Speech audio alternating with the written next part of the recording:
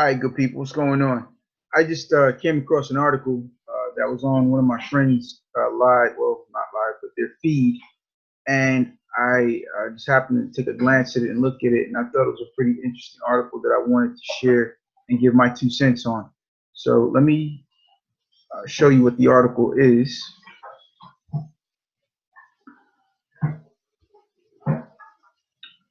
So here it is. Why cops are standing down all across America. This was taken from the New York Post and May 30th, 2018.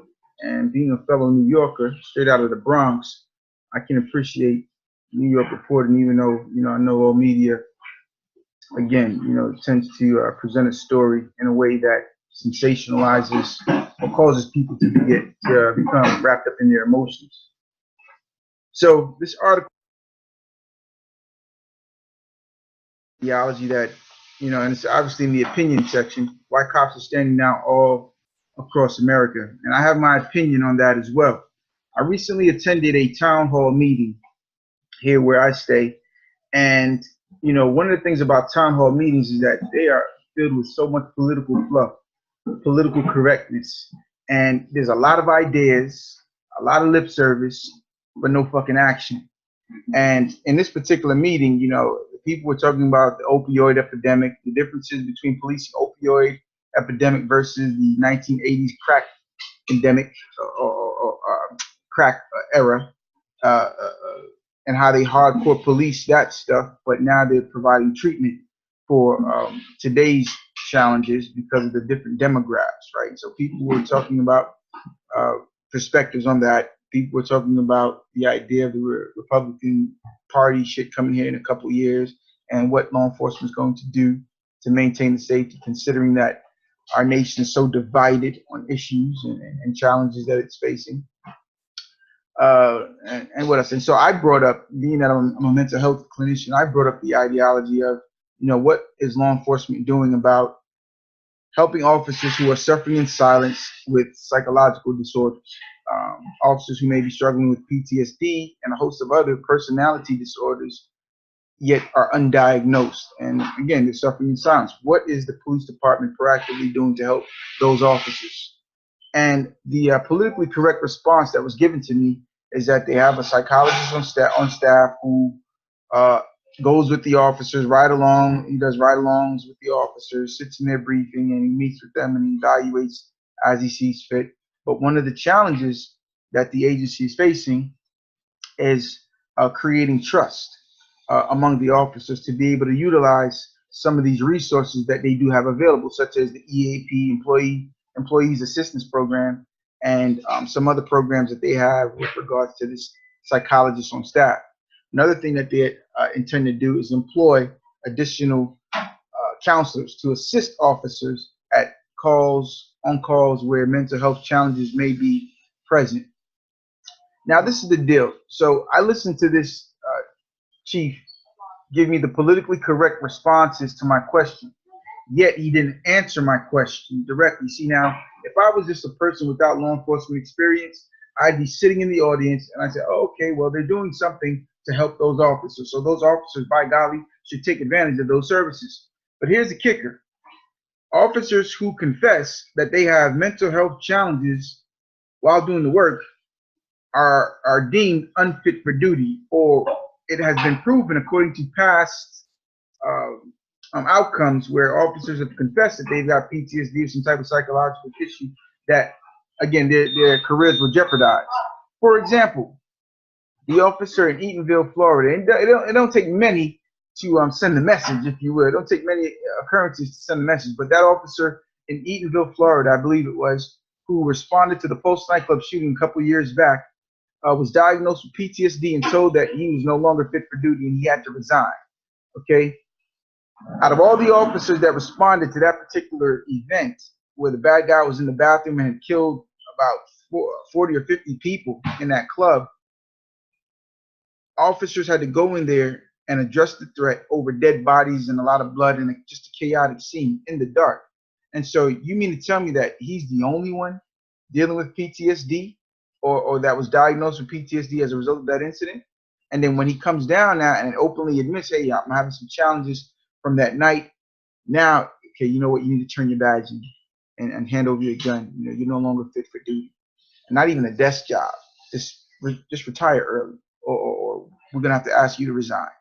And so, how safe is it for officers to, in fact, go get the assistance that they need when it seems like requesting help is going to attract a punishment, in that they're going to lose their job? And the agency is going to do what they have to do in terms of having their paperwork in place and to justify why they needed to fire that particular officer, or render him or her unfit for duty. So here's the thing. This is why I believe the statement of that particular article, or the title of that particular article, where cops are standing down all across America. I'm gonna tell you why I believe that is. It's like a household, right? A parent-child household. And in some households, you have parents who tell their children, "Oh no, we don't do that. We don't say a word about whatever family secret we have. We don't disclose that. We don't share that with the public. And so whatever goes on in-house stays in-house. We don't need to let the public see what's going on." And what I can tell you is that there's a lot of shit that goes on behind the badge, or behind the walls of those agencies, between the administration and the street level police officers. It's this idea that when officers who are struggling in silence with psychological disorders listens to their leadership dismiss the challenges that are currently existing in the agency, it reinforces how unsafe it is to even profess that you have a problem, because that would be inconsistent with the narrative that the administration is painting for the public to perceive. And so, yeah, there's an extremely low morale because officers are not confident or comfortable with the ideology of saying, "Hey, I need help, psychological help." It's not that they can't do the job. It's just that everything that they have to deal with within the job, pushes their psychological wellness to its limit without getting proper relief. Again, I made a video a couple weeks ago relative to how much training is done within the law enforcement training academies and whatnot. It's about 600 and something hours of training. And of those 600 plus hours in 21 weeks, I believe, and is it 6 months, like a college semester almost, of training, only 2 to 6 hours is dedicated to stress management and psychological wellness. Given that this job, you have to deal with seeing traumatic things, going through traumatic things, being berated and insulted by citizens who don't want you there when you're trying to help, and then you got to cross cultural barriers, religious barriers, sexual orientation barriers, gender barriers, all these different things. And all of this, you got to make sure that your discretion lines up with the policy, the law, and what you were trained to do. And if any of those things, if you fail to dot the I correctly or cross the T properly, your ass is going to be under fire and under heavy scrutiny. Not to mention now that these cell phone videos that start recording after the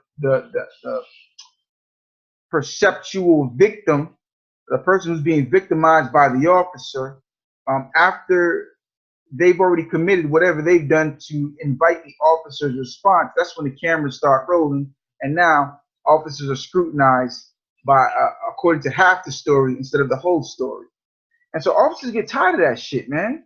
I mean, human beings, if you're constantly told that you're doing something wrong, or what you did to the best of your ability wasn't good enough, or it wasn't right, you get tired of hearing that, and you get tired of dealing with that. And again, the ideology of this political correct bullshit that goes on at these town hall meetings, at these community engagements, where everything is made to look like we know what we're doing when we really don't within the profession, but at least we look like we know what we're doing. It complicates the officers who are at the street level. It complicates their ability to trust that their agency has their best regard at hand. And to be very honest with you, I think, like the way, my former agency threw my ass under the bus, and then they backed the fuck up over me. So, it's this idea where, agencies are not going to rescue you especially if you're not within the network, that good old boy network. And that's another layer to a lot of the bullshit that goes on.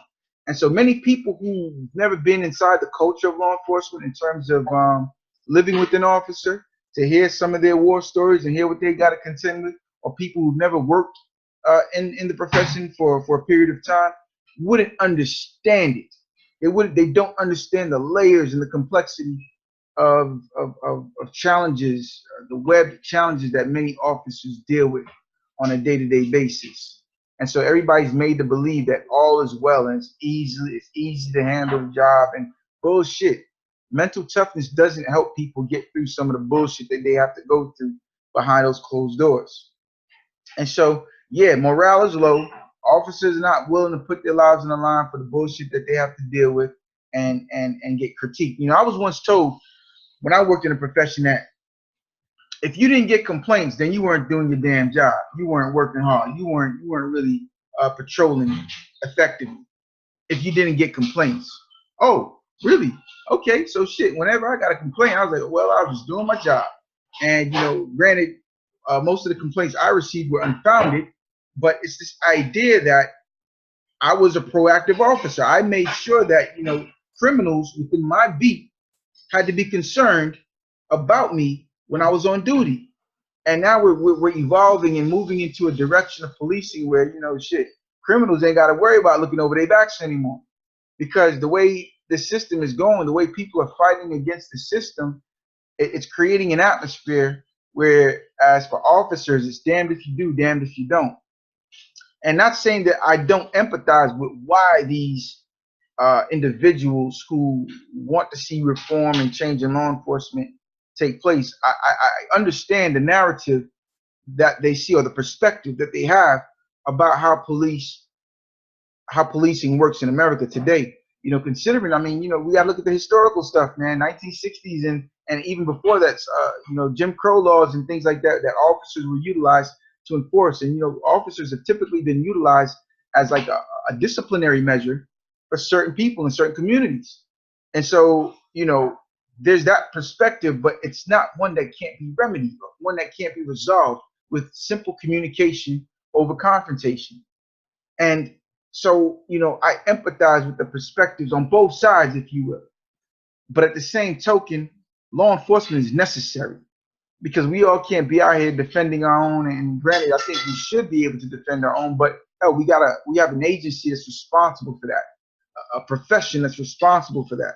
But also, I think people within the profession need to acknowledge how they are jeopardizing their officers' mental wellness by not providing proactive mental health treatment for officers mandatorily, because again, it's this shame-based thing. Officers should not be penalized for seeking mental health assistance. Yet when they seek it, it's almost made as if it's almost made to seem as if they can't handle the job. And it's not true. Many people who can't handle the job have learned to mask their inability to handle the job with other coping strategies that either may be healthy or unhealthy. They're going to go lift weights. They're going to go practice martial arts. I did those things. They're going to go exercise. They're going to go talk to their spouse. They're going to drink. They're going to find ways to use force so they can. It can be a stress reliever for them. So they'll maneuver and connive a way into a suspect behaving criminally so that they can use force against them. I mean, there's so many different ways, man, that veteran officers can school people on how to do the job in a way that, again, they can get away with certain things that may not be morally right but legally justified. You know, so I definitely wanted to just give, again, a brief 2 cents that I believe, again, the morale of law enforcement is going to the shit because officers are not made to feel comfortable and safe with addressing psychological challenges, because the administration loves to speak politically correct in front of their officers to cover up things, to smooth things out as if there is no problem when there really is. And so when officers see that, it further reinforces it's not safe to say I have a problem, because based upon the politically correct statements that the administration gives to the public, it's something that we shouldn't be doing, talking about the real issues.